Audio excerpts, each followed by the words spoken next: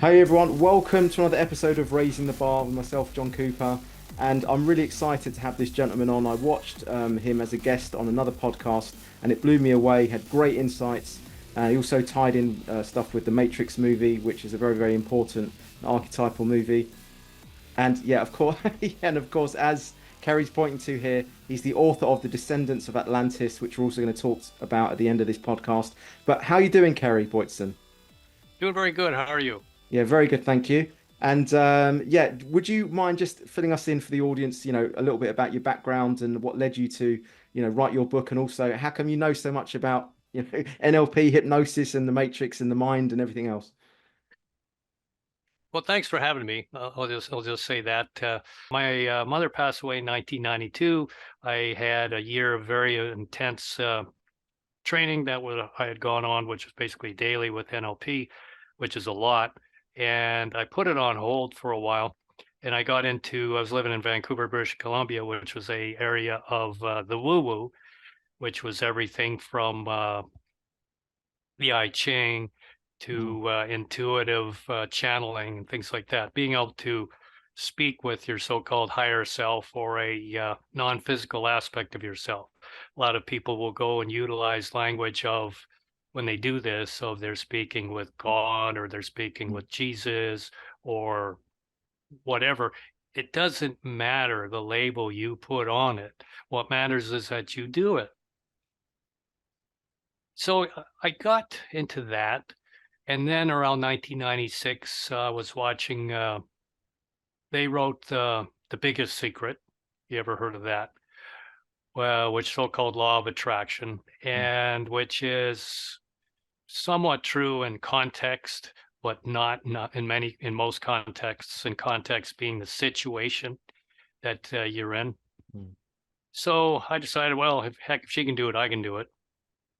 Excuse me. And then I got into that, and either I can do it because I was just stubborn enough and use my willpower enough to do it, and or I'm actually wired for it, because there's many people that I've run into who just, I can sense they're not wired for it. There's just, mm, they're locked into, which brings up into and we see this, so many of us as of present day, for the last few years.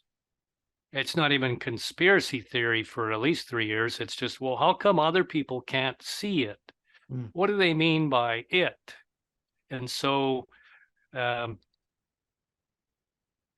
I'm going to attempt during this interview to reveal how you can use language to go and deconstruct what is being presented to you as being a real thing when it's not, and also intuitively, if one wishes, to be able to reach out, connect with what amounts to hunches. For example, really quick on intuition. mm, Intuition, the so-called sixth senses, are not in the model of neurolinguistic programming. In fact, they're not really in any model or such. There's a difference between planning. In other words, okay, what am I going to do today? You wake up and it's like, okay, other than eat breakfast and shave and all that other good stuff, I've got this list of things I've got to do. And, it's a weekend and you're going to do some yard work and all this other stuff. And I got to go to the hardware store and get this and that and, plans for a project. That's pretty much left brain thinking. Hunches, ideas that come out of, well, what's like, well, where did that idea come from? That's why I'm talking about the intuition. For me, it comes from behind the shoulders. I actually chased it down because I had to go and put my intention, my focus on chasing back to it to be able to communicate or commune with it. mm, And if you consider well, religion talks about this communion thing, which goes back to the ancients. But it wasn't about having a wafer of bread and some wine and some sort of external thing and going, that feels pretty good. mm, No, commune means to communicate. Communicate with what? Well, with God. Well, how? I mean, it's all well and good to say, we're going to communicate with God, which really isn't realistic, because that's like I'm going to take a drink of water from a fire extinguisher, or sorry, yeah, the no, fire hydrant. Sorry, Mm. my mind doesn't work as well as it used to with all the nano aluminum being sprayed into the air. But hey, we're not going to Yeah. concern ourselves with that, Not right? today anyway. Yeah, Mm. that's a litmus test to see who's paying attention. Mm. So, but yeah, there are hunches, undeniable. There are hunches that come to us, and then we work and it's, hey, I got an idea. Why don't we this? Why don't we that? And that is not anything to do with the left brain. Yeah. And yet, other than art, we're not encouraged to go and pursue that source of it. So Mm. that's kind of it in a nutshell. So is Kerry, would you say, is there, I know you mentioned just there, you said it'd be interesting to explore the NLP that the government use, the politicians use. Can we touch upon that before we move into the next part? Sure, we can. Yeah, so Okay. what's been your, I mean, do you want to take the last 3 years, or is it, or would you prefer to go back? I just think the last 3 years is quite a good science experiment to see things. But if you want to go further back or see it in a more broad terms, I'd be happy with that as well. Yeah, tell you what. So on my website, which was initially just to go and promote the novel, I created a blog, and well, I finished the novel in 2021, just going right into the new normal. And it was like, my God. And so I started going and talking about, well, the issues that were going on at the time. So one of the issues here is, well, how do you go and use a neurolinguistic programming, say with language, and actually break something down? So we can use an example. What will take us back to, say, December 2021. Yeah, So sure. here's an article which I tried to do something that was catchy. If you became deaf, could you hear on the oncoming train? This is a metaphor. And the mind works with metaphors.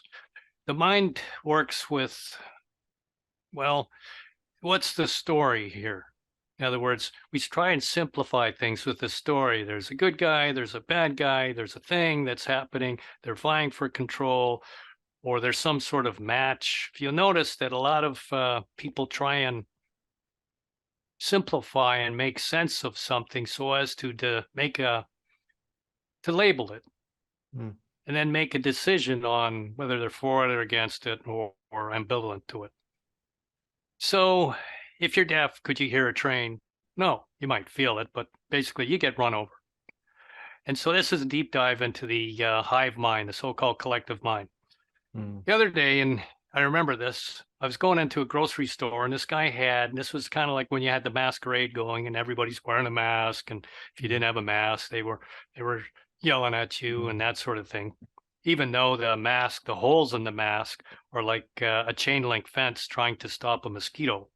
Yeah. But and so the guy, but what was interesting is he had a T-shirt and it said "No rules," and he's wearing a mask, right? So John, instantly you chuckle, but some Yeah. people might go, "Well, what do you mean?" So I even said to him, I says, I kind of couldn't help myself. He says, "Hey, you read the words on your shirt?" Mm. And he looks at me like, oh, and he run away from the man, and so he goes away. So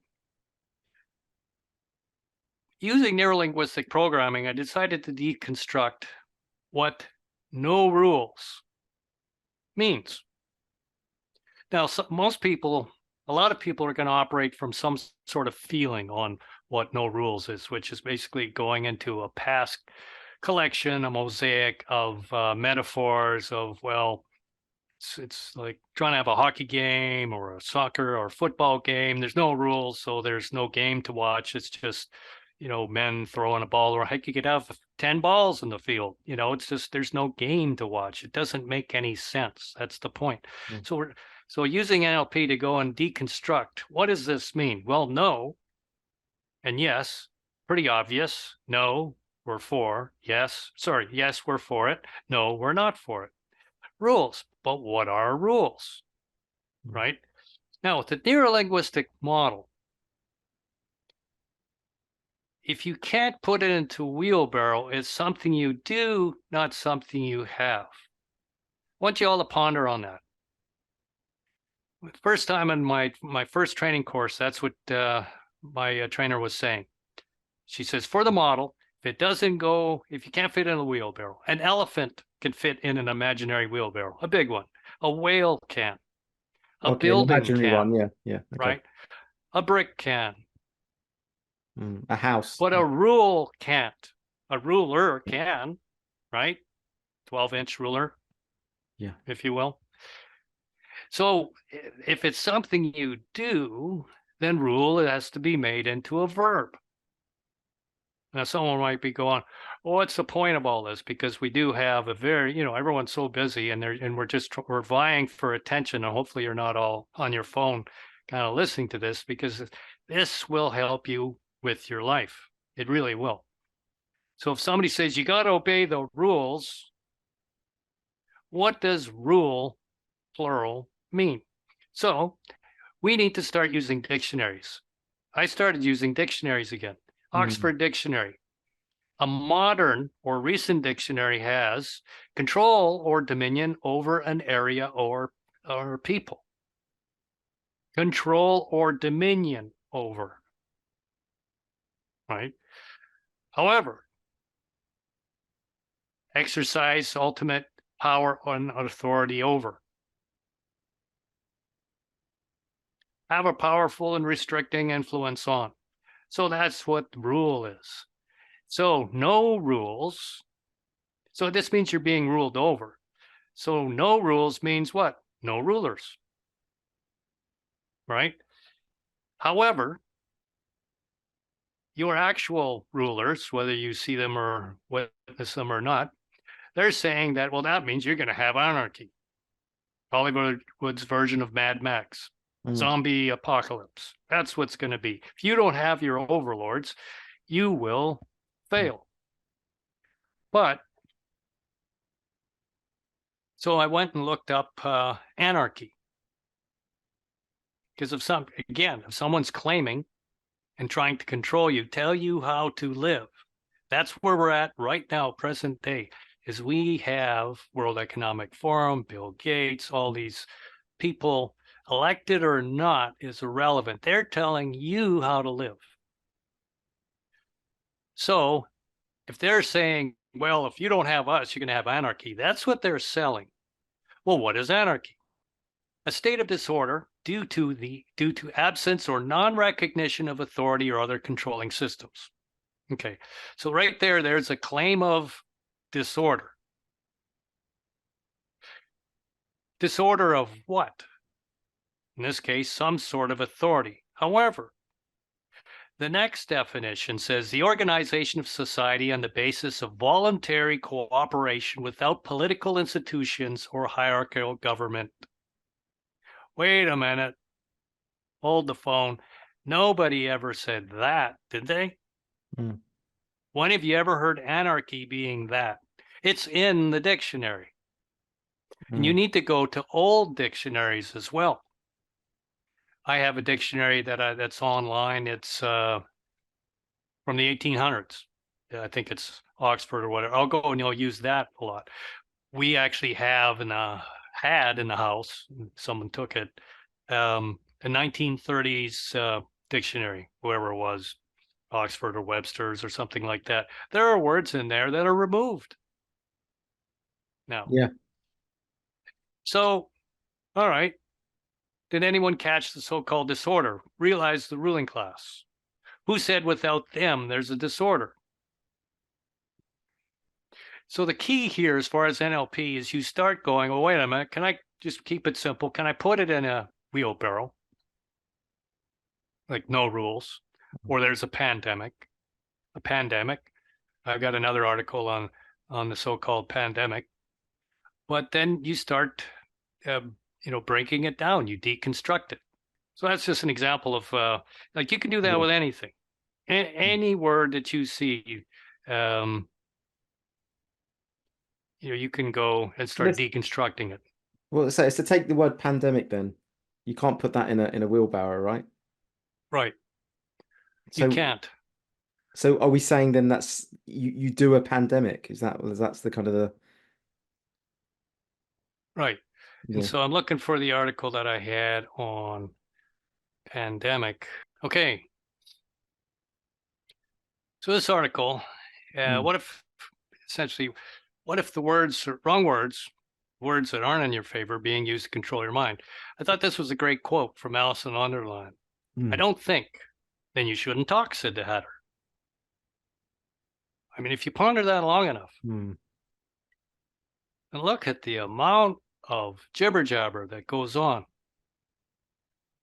where people haven't even thought about what they're saying, they're just parrots, they're mm, just repeating things, not just mainstream, but society itself. yeah.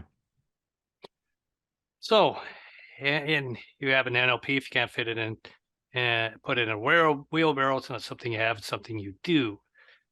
I brought up caring.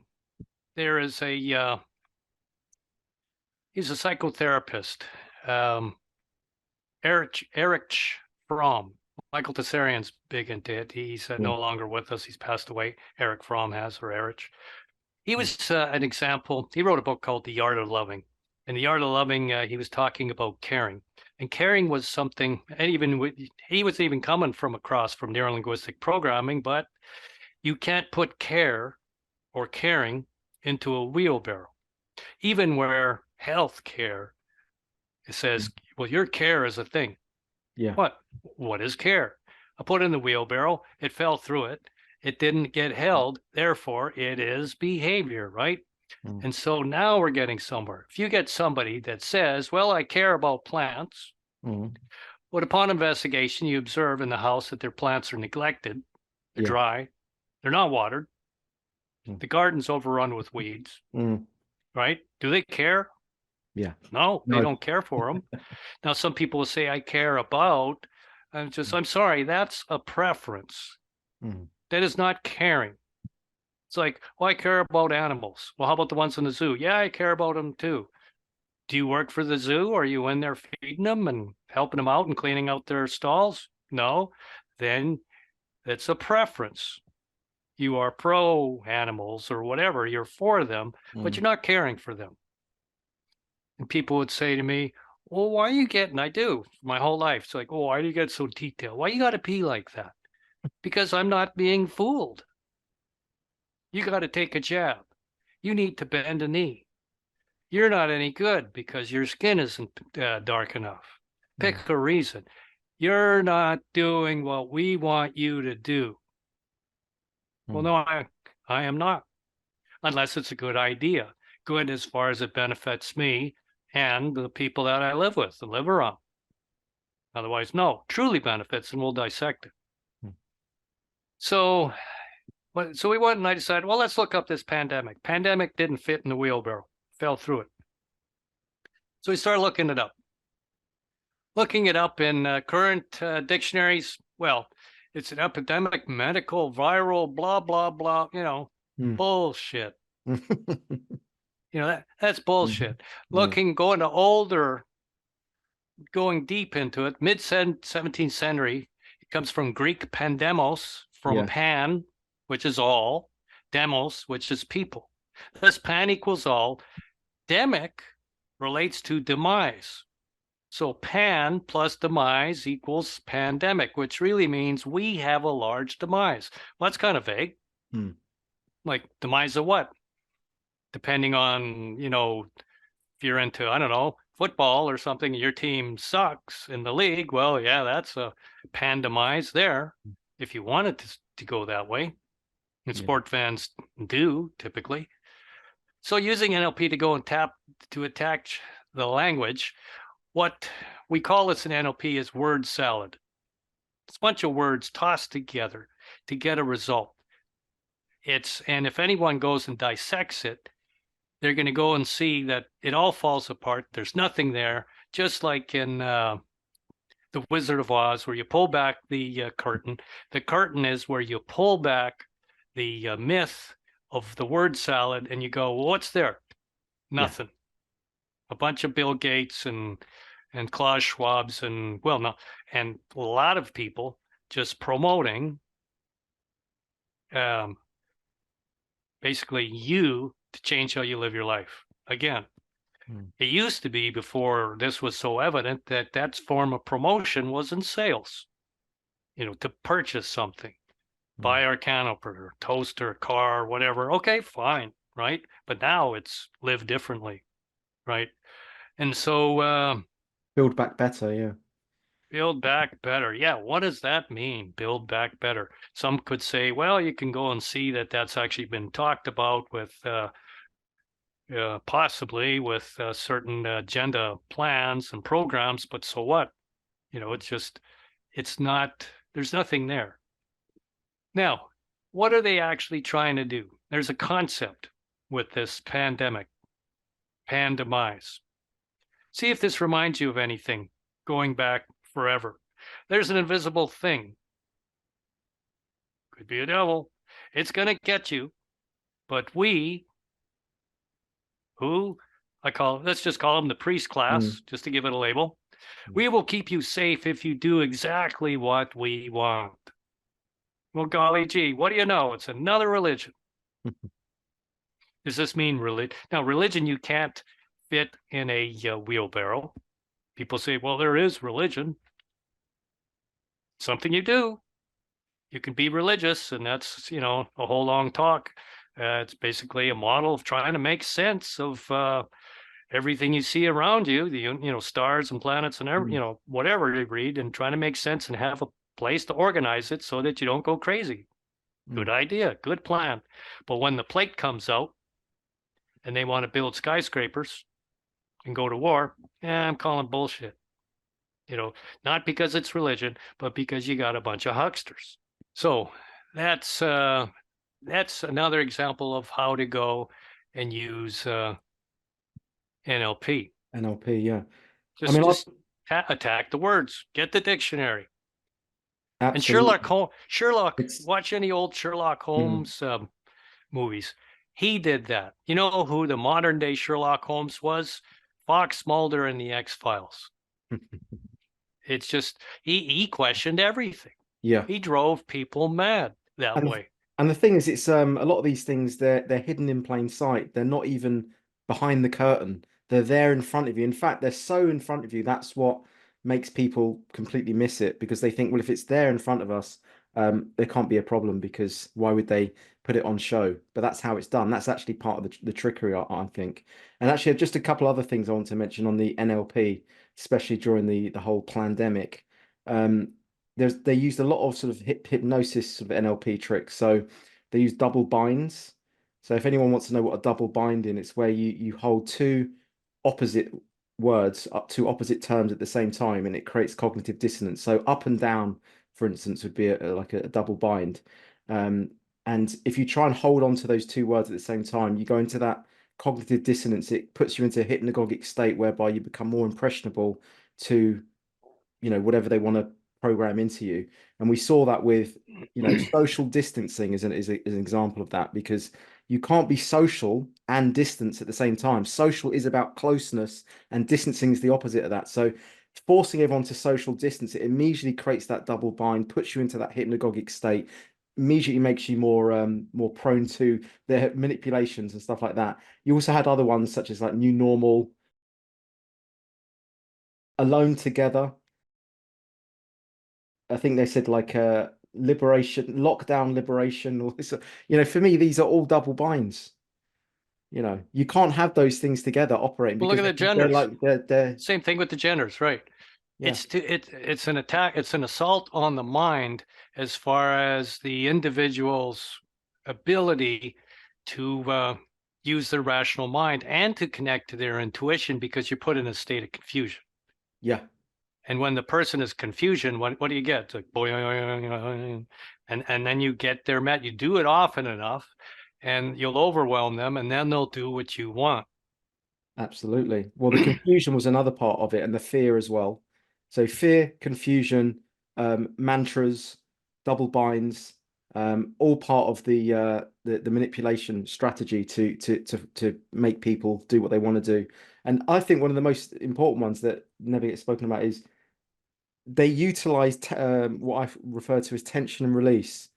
So they use these in movies. So if you think of a horror movie, they build up tension, they build up suspense, so that you feel that there has to be something that comes, and then immediately the monster comes out, rips the guy's head off, whatever, and everyone gets that big rush of excitement and adrenaline from watching the horror movie. Or music, all good music, I would say generally has a build up and then there's a release. If there isn't, it's just monotonous. Well, some people like that kind of music, but generally there's a crescendo built up and then there's the release. You see that with everything pleasurable in life, I think, has to have that build up of tension. But what they did is they built up the tension, locking everyone down. Even the word lockdown, lockdown, it's like it's compression, it's tightness, it's you can feel it even just in the word. And then they got everyone to lock down, not being able to go out, and then pump them through with fear and confusion through the TV and all the mainstream media and all that kind of stuff. And then from that place they were like, we can get you straight out of this, almost like a hypnotist. You can have your freedom with the jab. There's the release. So they offered the release straight after that huge build-up of tension. That's actually, that's the kind of the on a more of an energetic level. That was the kind of some of the moves, the chess moves that they were doing. I don't know if you've got anything you want to add to that, but I thought that for me, on all those things combined, is what hypnotized the planet. Well, sure. So they're working with the part of us that's there, but not actively. We're not aware of at the moment. Call it the unconscious. Just as a whatever that is. For example, if a lot of people don't consider that there are multiple aspects to their mind, it's just okay. Well, just stop right now, and you do this later. But even while you're listening to me, observe the part of you that's listening to me. Wait a minute. Now there's two aspects of you, right? It's just, so which one's the real you? Hard to say. However, if the goal is to, what did my dad always say? If you can't dazzle them with brilliance, you can baffle them with bullshit. But when one is baffled, right, what are you really doing? It's the magic act. They go and they divert your attention so you can't really see what's going on, and then you go in after it, and like Pavlovian's dog. So yeah, so this is going after and having the person bite down on the hook. What makes a person not so? I can't say I can't really break down and because I just don't know. What are all these different aspects? You have models of, like, you have Freud and Jung. They have these models of psychology, and it's not really something that I go into. I'm more pragmatic. For example, the fastest way to shed light on anything is to ask, isn't it to ask a question? Or another way, what is the quickest way to shed light on an idea? I just asked a question. And from there we go, well, see, we're coming up with answers, but it was the question that unlocks the block. And so, but language can be really interesting. In language, there are, I forget the term, but a guy, it's like you could be having a conversation with a guy, you go, well, John, we could do something else, or we could go and do something I want to do. Kind of said the same thing. Oh, yeah. Yeah, it was, hey, do you want to stop what we're doing, or do you want to do something else? Yeah. Right? So wait a minute, right? It's the same thing. Heads, they win, tails, you lose. Yeah. A lot of people have said that one. Number one thing about what I see missing is that people will latch onto an idea and leave it. For example, there was a couple years ago, I think a gentleman wrote an article, which was decent, about the mass formation.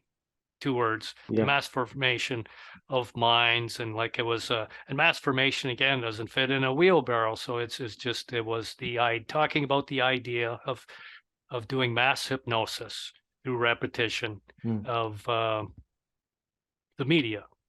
Sure. How? Well, they use the media. How?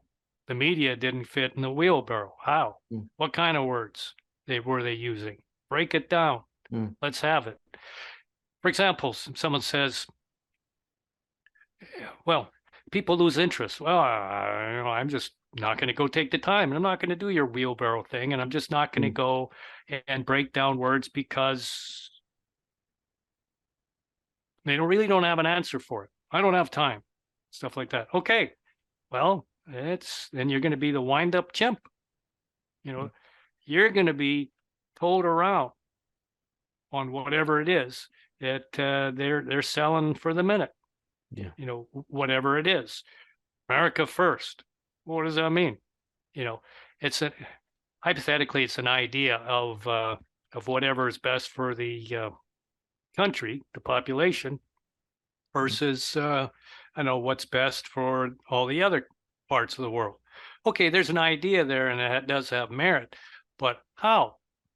Like, again, it's just an idea, and I just don't see people putting the time into things until it's a small enough project that they have to put the time into it. Like learning a language, learning to speak, say, French, learning to speak English as a second language with all, these people Mm. that are just coming from other places, in this case, coming into America. Are they putting the time into that? I'm Mm. not seeing it. Mm. I'm seeing that they're putting time into, having whatever, Latin being, or, their language being taught at a school instead of the English language. Mm. But, you need both, I suppose, if you got the parents or something like that. But yeah, if you don't use it, you'll lose it. Yeah. Yeah. No, it's a skill you need to cultivate for sure. And once you sort of have even just a basic understanding of it, it's hard to be tricked after that. It's a little bit like I always say if you see where all the furniture is in the living room, you turn off the light, you're never going to be fooled where the furniture is. You've got that understanding, so that's kind of what it's like when you that's why certain people got it and so certain people didn't get it. That's why certain people saw what was going on and certain people didn't. It's almost like you were walking with your friends, but you're in two totally different realities. I'm sure you had that same experience, where the perception of reality is just completely different. Obviously, I watched the episode. Well, I didn't watch it. I was listening to the episode you did, and yeah, well, I really liked your insights about the Matrix. They were different to what I was used to, actually. I've heard the kind of cliched metaphors and references about the Matrix and the meanings behind it, but you kind of offered like a slightly outside the box version. I really wanted to hear from you. Obviously, I talk a little bit about the meaning of the Matrix, but I think a lot of people draw their own meaning from it. But you share the similarity of me in that it's connected to the mind. The movies, based on the mind. I sometimes talk a little bit about the neurology as well in the brain, but yeah, where should we start with the Matrix? Where do you normally start with it? Let's start with thinking outside the box, and Yeah. let's Mm. do it. Let's NLP. Well, almost. Well, what is this box? And so let's go and share. Can you stick the Matrix in a wheelbarrow? You can't. 'Cause I don't know if you've done the etymology on matrix, but it's actually comes from the French word matrice, Hmm. meaning the womb. That's The where womb? the womb, yeah. If you looked at the scene where they're all plugged in with umbilical cords, Right. they're in those cells, right? And they're in those kind of harvest fields. They're being born and they're immediately being harvested by those, the machinery and stuff like that. And I believe that the womb, if you like, is the matrix. Well, what we're looking is a metaphor, not symbolism. Mm. This isn't how I focused it in my article, but it is valuable nevertheless. So my staring at this screen here, simulation and simulacra scene in the first Matrix movie. Neo goes, and there's a scene which is interesting. It's actually pretty deep. I didn't even go too far into it with this one, but he's, let's see, is that where he got? Yeah, that's right. He's asleep, and he was sleeping to some music, and then he gets woken up. We'll deal with that one in a little bit. But then he hears this knock, knock, knock on the door. So then he goes to the door, and these people outside the door, and they're looking for. He says, "Hey, you got what I want?" Okay, that guy is representing the public. The guy in the public that's looking for information. And so the movie then presents us with he goes to the bookshelf, and they're showing that we are now moving from the age of books with paper and writing, analog books, if you will, to digital books. He opens up the book. The book is hollowed out. It's hollowed out. Symbolically, it means that we have hollowed out what was important in there and removed it. It's empty. We have hollowed out you, your communication. We have removed 70% of the communication between two people, and we have replaced it, well, with nothing, with That's why digital. I don't know. That's also why the chapter is about nihilism as well. Yeah, exactly. And you see the money. The money's paying it off. Buying people. The money is seduction. So, anyways, he goes and he goes to the door, and he says to the guy, says, "You were." He says, "I was never here." Right. And the other guy says, "Oh, you're my own personal Jesus Christ," something like that. So there's kind of a religious context to that. And then the girl goes and turns her shoulder, and then you see on her shoulder there's the rabbit, and he had gotten a message on his screen, which was actually from Trinity, which is his spirit, saying, "Follow the rabbit." But what I want to talk about real quick here is the simulacra. What is the simulacra? Simulation, well, simulation of something that's not real.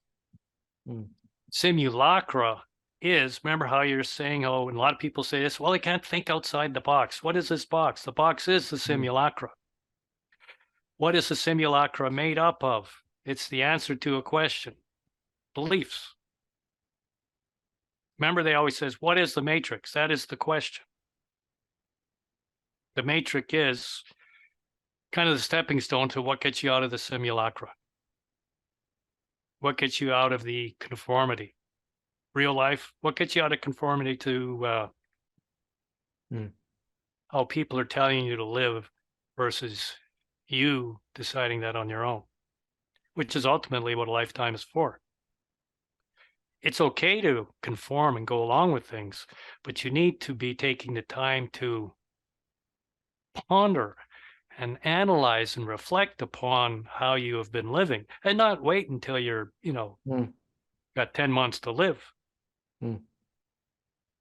Or New Year's Eve, if you chose not to get obliterated, or maybe it was New Year's Day, and you go, well, how did the year go?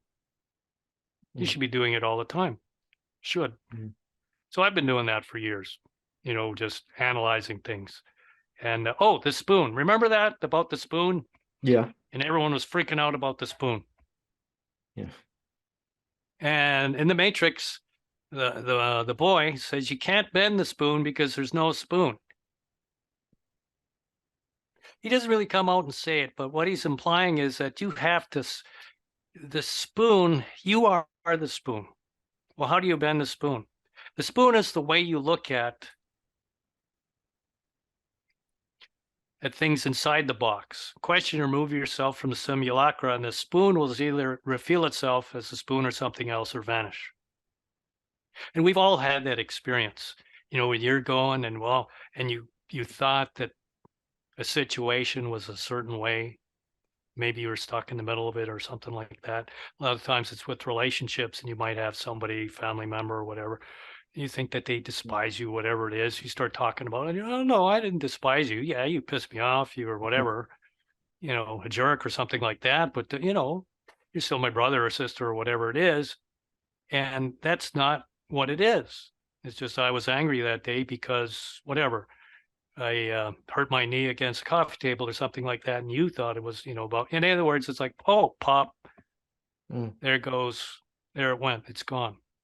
It's just, in other words, the animosity for the family member, poof, it disappeared. Or the same thing with coming up with the truth, the realization of anything from Mother Teresa's true past to, all sorts of things. So that's a brief introduction to say. I got a deeper one, but you got any thoughts or comments? Yeah, no, that's great. That's great. I mean, I've got my own kind of insights into the Matrix and some of the symbology and stuff like that. But I'm wondering whether it might tie in better with the next couple of slides that we've got. I've definitely got one with the Agent Smiths, and I also want to talk a little bit about how we notice the Agent Smiths pop up during COVID times. These can be like your family and friends. They immediately become Agent Smiths, where they suddenly start trying to bring you back into the Borg, into the hive mind. And there's a reason why they're all. I've actually got this written down. I'll read it out. I might read it out a bit later as go well. for it. So in the movie The Matrix, Mr. Smith, Agent Smith, has the ability to enter any body at any time. And of course, this often occurs when the Matrix is threatened by Neo. The scenario is a reflection of our real world. For example, you're down at the coffee house having a conversation with a friend and everything is fine until you mention something like 9/11 or COVID was an inside job or a pandemic. And now watch what happens. Up pops Agent Smith to replace the person you were having a conversation with, to attack you out of nowhere, because all truths threaten the Matrix. The Matrix programmed into most people from youth, from their childhood. And because of this, the Agent Smith programming, these people become guardians of the Matrix, protectors of the code, police of the mind control, enforcers of the indoctrination, which holds together our false concept of reality. So that's why you'll see that. You'll mention something, you'll be out, you'll be having a conversation. I've had this many times actually. I'll be having it in a coffee place or in a bar, and I'll be talking to a friend about how here's one. I said black people aren't oppressed. I'll say that one, and then suddenly you'll get a guy sat on the adjacent table screaming at me saying, "Yeah, what do you think they're not?" In that moment, he's become Agent Smith, and he's trying to get you to yield to him so that you become an Agent Smith with him, and then you can go and do the work of the Agent Smiths together in one homogenized blob. And so I've definitely noticed that, and that's why for me, Neo represents staying true in that new energy, that change energy, which is actually at opposition to the blob, to the Borg. Neo, the new. It's about that new change energy. It's the individual, the individuation out of that blob. And it's very easy to get sucked back into that and become, an agent of the Matrix. So yeah, maybe that fits later on, but I just wanted to add that in there. Sure. So I don't know what drove me to write this thing, but it was my intuition. Sometimes it's just literally I'm sitting on the toilet, or I wake up in the morning and I haven't quite woken up yet, and I got to share that. I got to share. There you go. I haven't quite woken up yet, and I get some of my best ideas, and a lot of people get really good ideas when they're not totally awake, but still kind of like half asleep. And then, how the saying is, well, write it down, write it down. Yeah. You're channeling, you're intuiting with, well, say your higher nature, whatever you want to do, but those are good ideas likely. Anyhow, and so I was thinking of the Matrix movie, and it came to me that, it's taking place in the human's mind, metaphorically. And so the Matrix being a simulated reality or simulacra, the main character is the man, Thomas Anderson. The other actors in the movie are representing other aspects of Anderson's self, in psychological terms, at least the model I'm choosing to use, depicting the inner conflict of a man struggling to break free of his beliefs that prevent him from seeing the real world. Remember, Morpheus was always got to see the real world. He's got the television in front of him. He says, "Welcome to the real." And he's got the lightning coming down and the dark clouds, and it's all doom and gloom and everything, stuff like that. And it's just, okay. So these characters, Neo. Neo's the human aspect of Mr. Anderson seeking self-actualization. It's just what I come up with, getting out of the box, getting out of the simulacra. What's left? When John Cooper if he's going to break out of his box, and that's like a continual thing. You kind of get, a person gets boxed in their beliefs about something or whatever it is, and then you come to learn more and just, oh, I didn't know that. So what they call that, expanding your horizons. Mm. Now maybe you're in a bigger box or something like that at that point. But the point is to attempt to do that, not to be stagnant in life. Many people, nothing happens. That's what I call the zombie. The zombie that just sits there. You can see them. They could be nice or not nice, and they're pleasant. But there's nobody home. Just Yeah. nice day. Hey, what do you think about that? They're looking for something to select, so to repeat to you, but they're not really taking anything apart. And NPCs, aren't they? The NPCs. Actually, that's non-player character. yeah. I Yeah, mean, and you get those in the Matrix as well. They're just the characters that they just program in to walk around. exactly. Yeah. Dungeons and Dragons, I remember that. Morpheus. Morpheus is the conscious of Mr. Anderson. He's been trying to wake him up. Remember that? He says, Neo, I'm just trying to free your mind. Remember that? Mm. Trying to free your mind. He is, but he's not. He's trying to free him from Mr. Anderson. And again, it's all in his head. Sure, it's exciting and there's special effects and all of this stuff, but at the end of the day, that's what it is. Agent Trinity is the spirit or soul of Mr. Anderson trying to connect him, reconnect to his avatar, his temporary human manifestation, the lifetime, the whatever it is that he's having. So that what? Some people would say, so he finds God. So he finds religion. So he finds spirituality. So he makes the connection with more than just what's in between his ears. So he becomes the individual. At the beginning of the movie, Mr. Anderson, he's locked into the Matrix. Yeah. However, he gets contacted. He's not really aware of it. Due to Trinity's and Morpheus' initial contact, they stir him up. They stir up some desires. So what does he do? He starts acting out. We can even see this with children. They start acting out, misbehaving. Oh, better drug them. No. Can't have any of that, right? They'll ruin everything. Next thing you know, they'll be asking questions. As the movie progresses, Trinity battles the controller's henchmen. Basically, those inside his head, those policemen, remember that, where she's beating them up and judo chopping them and everything. That's just Anderson, the collective human, his self-imposed rules of belief systems, pitted against the existence of a free spirit trying to get him to ask questions. It's ultimately what it is. But she got away from the Anderson agents. Remember that? She gets in the telephone box, which is a communication portal, ultimately between the human and the spirit. And they lost her. And so Agent Smith's all pissed off. Is like, she got away. And so then there's a scene with Anderson asleep. While he's asleep, Anderson is smothered by loud music. The Dionysus cult brainwashing, trance of conformity, mainstream media, whatever you want to call it. Anything that says, live how we want you to live. Don't you start thinking for yourself. And what is thinking? Asking questions. And worse, coming up with your own answers.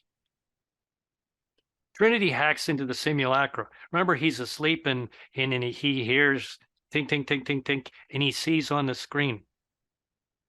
And I forget exactly what it is that she said, but she's something like, they're coming, Neo. Knock, knock, or something like that. So the awakening continues. We talked about that.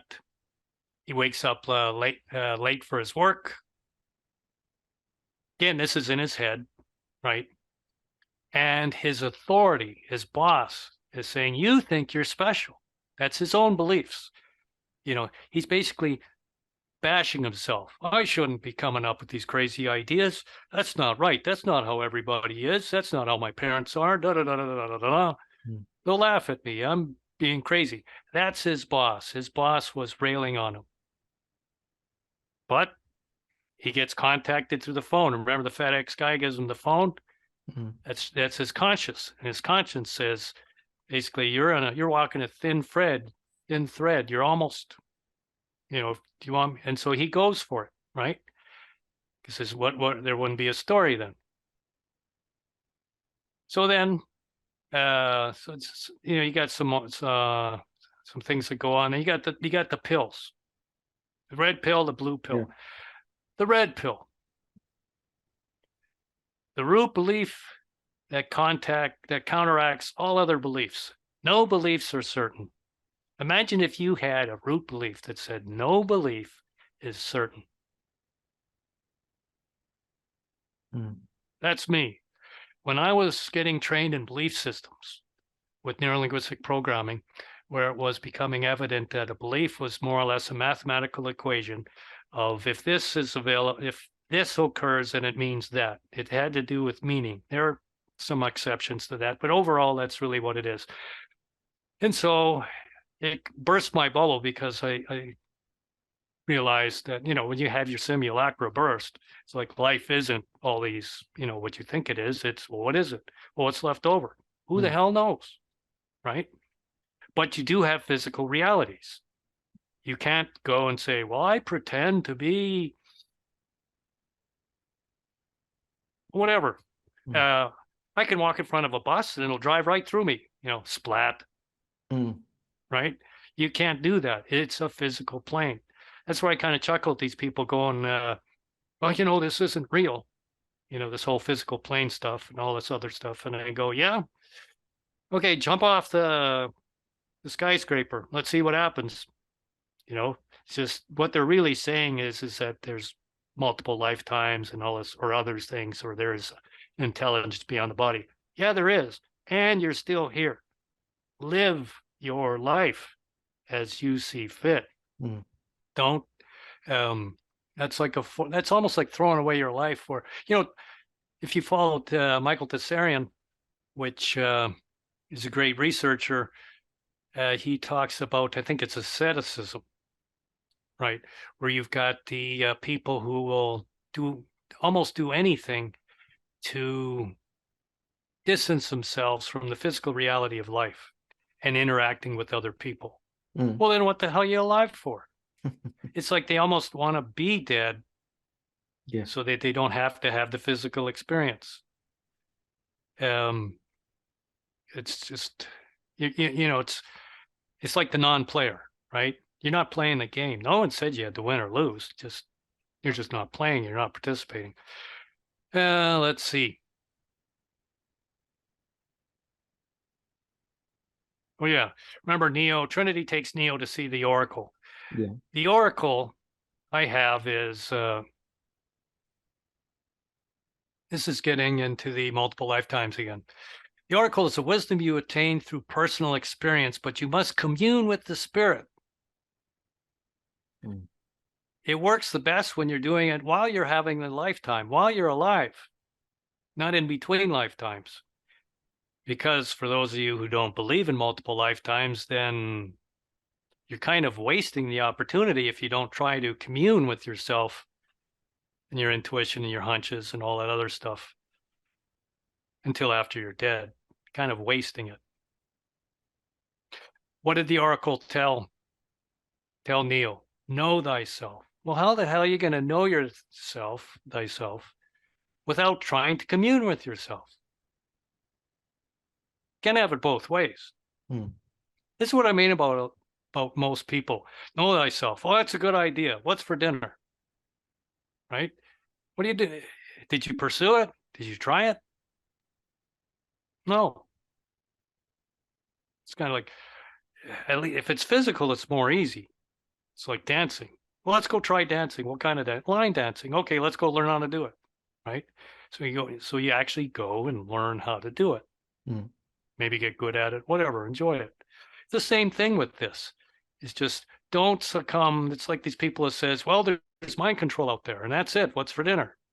Well, what are you doing to understand and thus be able to refute how your mind is being controlled? Mm. Just anyhow. But yeah, again, it's to go get out of the box. And there's so many boxes out there: economics, money supply, Mm. Religion, sports. Oh, but gender bending and all this other stuff. So back to this, and back to so he talks to the Oracle. The rest of the movie is a battle in the mind. And just like you said, the agents are trying to keep him from from becoming himself. In real life, you'll see some people that really become a problem. They become vocal after they become outside of the box. Is they sometimes get suicided. We've seen that a lot. Some big researcher of something or whatever it is. We just had somebody recent. I forget the lady's name, but she exposed Pizzagate. Yeah. Yeah. And what do you know? She, and maybe she did. Her partner or whatever said that the lady was very depressed. I could see how she could be really depressed. I mean, she's not a fun subject, all that stuff. Going and doing all that work probably get most people, blowing it off, right? That sort of thing. Yeah. So Reborn, Anderson, Neo stands up as an individual. Oh, yes. One of the quotes in there. Where was it? Agent Smith. Mm. Oh, yes. Note.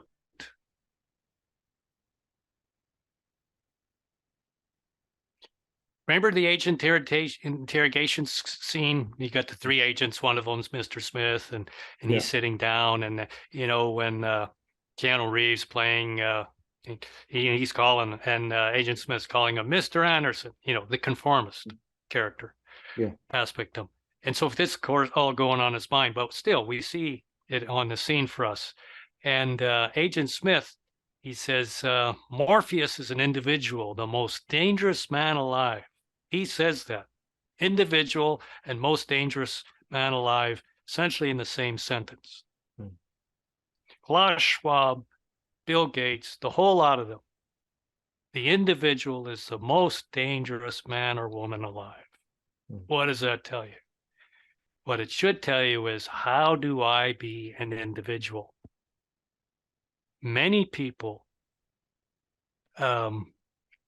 confuse the term single with individual. There are three people. If we separate them into two groups, you will have a group of two people and an individual. No, you have two people and one person.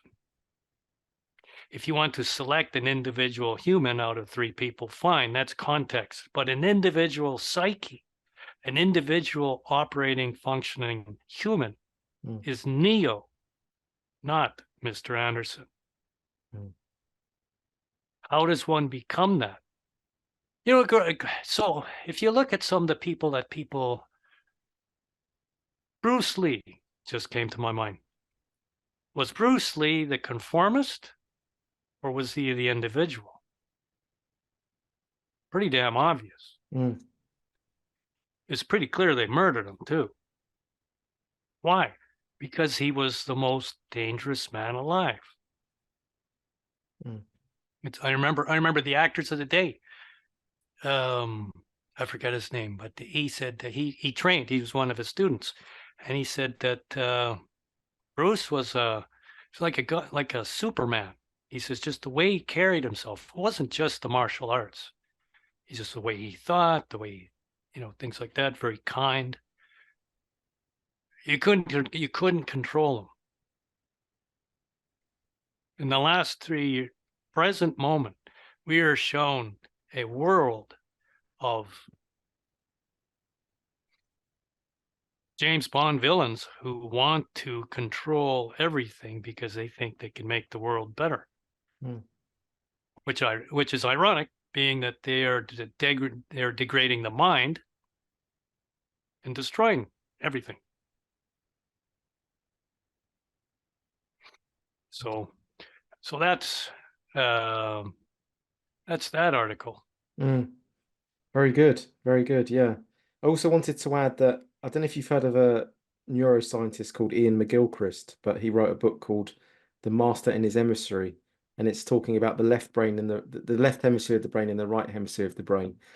And the reason why he's titled it The Master and His Emissary is because the right brain is meant to be the master. It's the one that leads. It's the one, the intuition side of us, the spontaneity, Mm-hmm. um, what you took, the hunch, the being in spirit inspired, that should come first. But we've given control over to the left brain, and so that's the emissary, the kind of the servant, and the servant has then acted like the master, and he's taken control, and he's forgotten that actually his master is meant to be the right brain. But he actually says, Ian McGilchrist says at the end of his book, he actually says, what would the world look like if we had complete left brain dominance?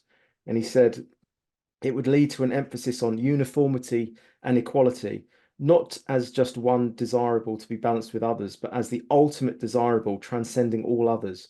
As a result, individualities would be ironed out, flattened out, and identification would be by categories, socioeconomic groups, races, sexes, and so on, which would also feel themselves to be implicitly or explicitly in competition with or resentful of one another.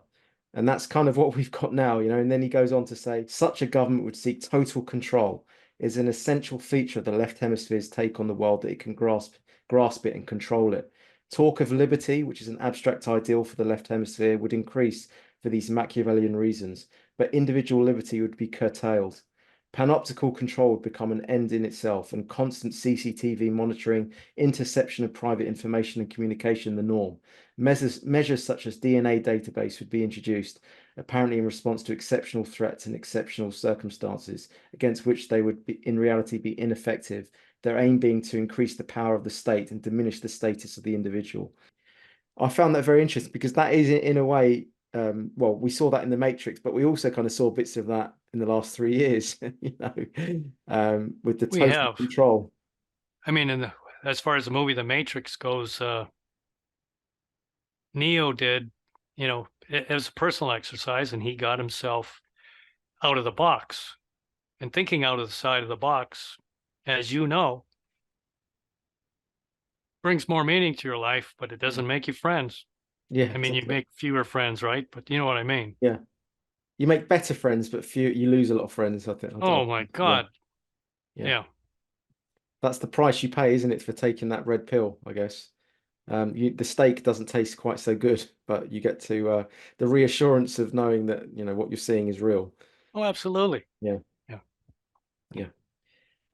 By the way, thank you so much for your time. You're very generous with your time. Really appreciate that. Oh, no Um, problem. Hey, can we talk a little bit about the book? yeah, I was just going to say, can we mention your book? Because otherwise it'd be a Yeah. shame not to. Yeah, let's do that. The unfortunately the book didn't get read like I thought it would. So I've got tons of friends who they wouldn't listen to this, Hmm. and they won't read the book either. It's just everybody's too busy. They all got an excuse. They're all reading everything on the internet though. Anyway, so Descendants of Atlantis. I decided I been following Michael Tsarion Hmm. for years, Yeah. and I think I was thinking of writing something, and I was following, and I ran across him maybe 2007 or something like that, and he was talking about Atlantis, the history of Atlantis, and I was looking for a story world, and it was talking about Atlantis and these Atlanteans and the Hmm. Lemurians. That's one model of it. And I thought, oh wow, this is awesome. But and I got hooked. I started following and getting it more into it. And so ended up chatting with things and chatting with Michael on on his book and asking him questions and symbolism and this and that. And so I asked if I could write a novel and use his research as the story background. And he's like, "Oh, sure." And he's not the only one talking about reptilians. David Icke has actually been quite a lot about the reptilians. I know people who have seen so-called demons or reptilians. It's pretty crazy what's out there. But yeah, so this book, it's an allegory of the human condition, of where you have it's can you be heroic? It's so this guy, Janice DeMurray, wakes up and is inside a different body with his original sprawled on top of him, dead. He wakes up. He has no memory of dying or where he is. Doesn't know where he is.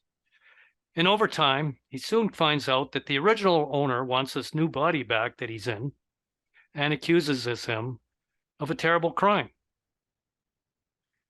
And if he can't basically solve the crime of who killed him, he's going to be taken out of the body and be dead for good.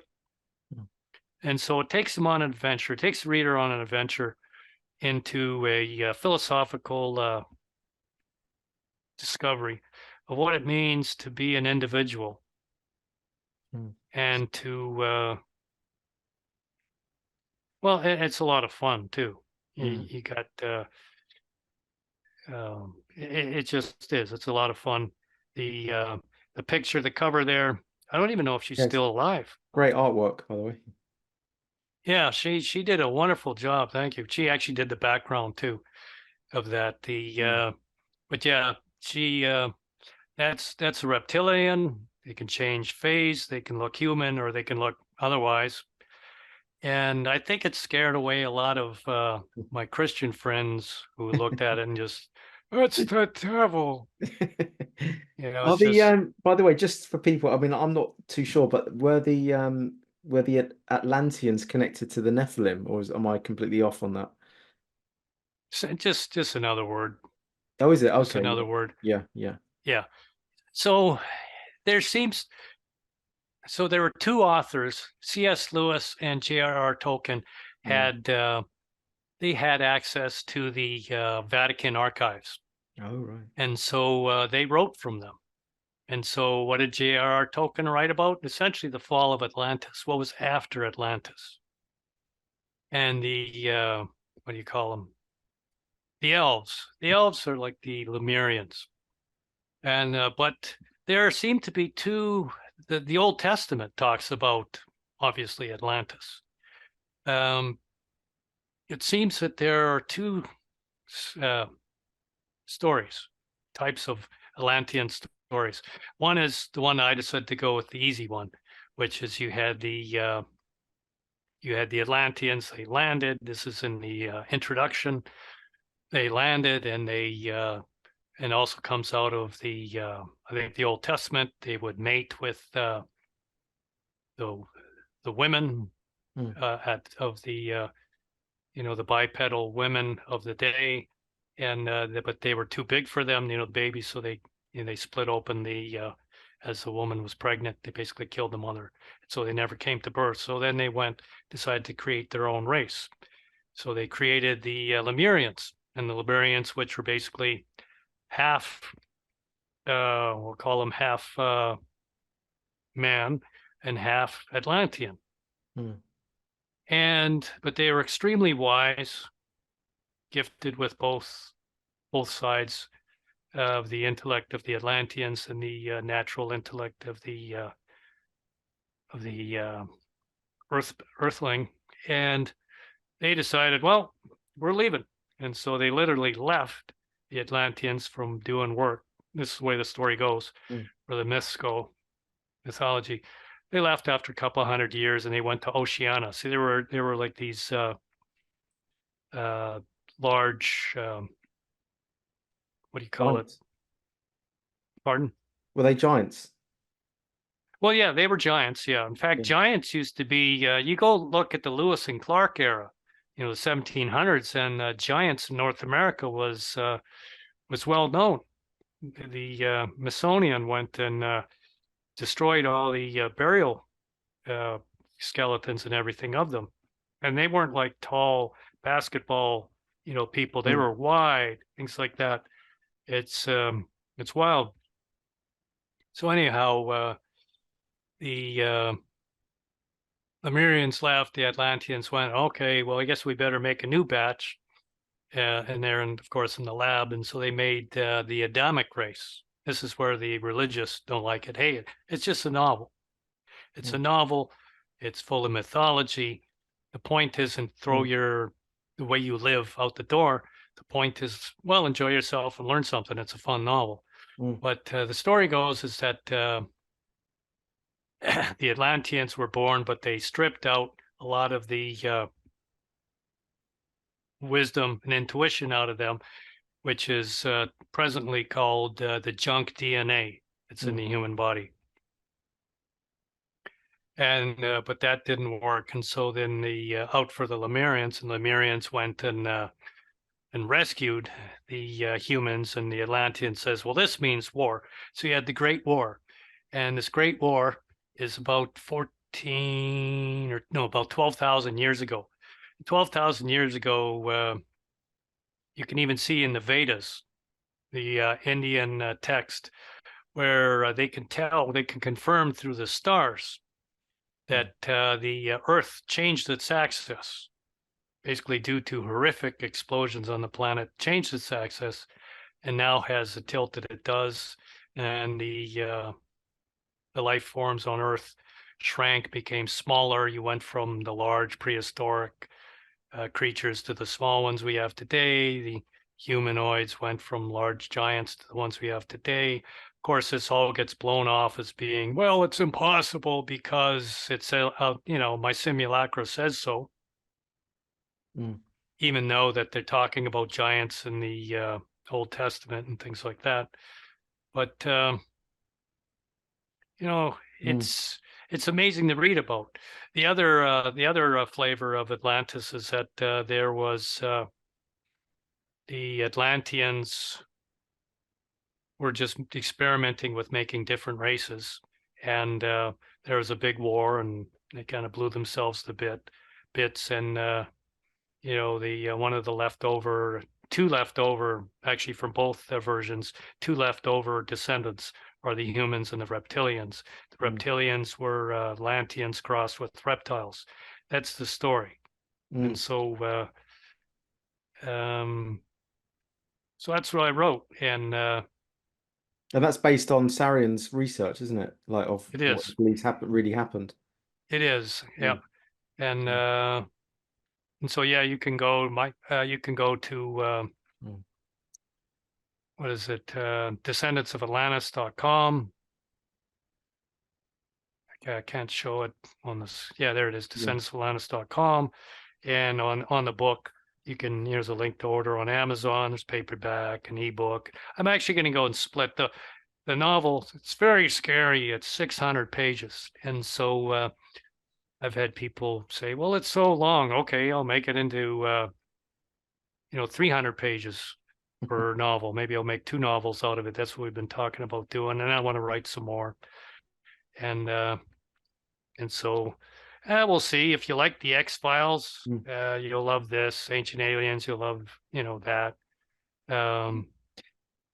So Yeah, and I say to people, you're prepared to spend 7-8 quid on a pint of beer, and someone spent months and months, putting this all together, and I know how long it takes. I've published a couple of books, and just the proofreading and everything else, and then designing the artwork, getting it all together, and and you have all that for the price of a beer, and it just goes such a long way if you can just buy someone's book. I try and buy everyone I interview. I try and buy a book, just because I appreciate the work and effort that's gone into it. so that took many years, and this is developing a story world, and then of course going through the research because I wanted to make it accurate and authentic as I could, and then to make it entertaining. My wife is the editor, and so it's funny, if you're married to somebody, you can have disagreements over things. Well, if she's editing your book, well, that could be fun. And so, but yeah, we get along great, and So yeah, we're thinking of that. Mm. And a shout out to I think it's John Crane wrote. He's an independent author. He wrote, I think he's at 57 novels of his series. The Girl in the Box series. Wanted to give a shout out for that, and Okay. it's a lot of fun Mm. because I like to read fiction to escape because, well, the world is pretty dismal. Well, that's Yeah. yeah, but what Yeah. can I say? Yeah. Good stuff. Good stuff. Really Yep. good. We pretty much covered everything that we planned out in the emails beforehand. We satisfied the left brain with a bit of structure, but we also satisfied the right brain by being organic and, spontaneously flowing into different subtopics there. So, Kerry, thank you very much for your time. I want Thank you everyone for to being here or for please having me. grab a copy of Descendants of Atlantis. All these authors that are spending 7 years writing the book for the price of a pint of beer. Come on, guys. So I'm going to leave a link to Kerry's website and books and everything else in the description below. And I'd just like to say for everyone watching, thank you so much. I'm bringing on these amazing guests, these thought leaders who are really raising the bar here. Go give Kerry some love on his website and everything else and his social media. Buy his book. And all that's left to be said is from me and Kerry, we'll bid you a good day and we'll see you on the next episode. Cheers. Cheers. Thanks for having me.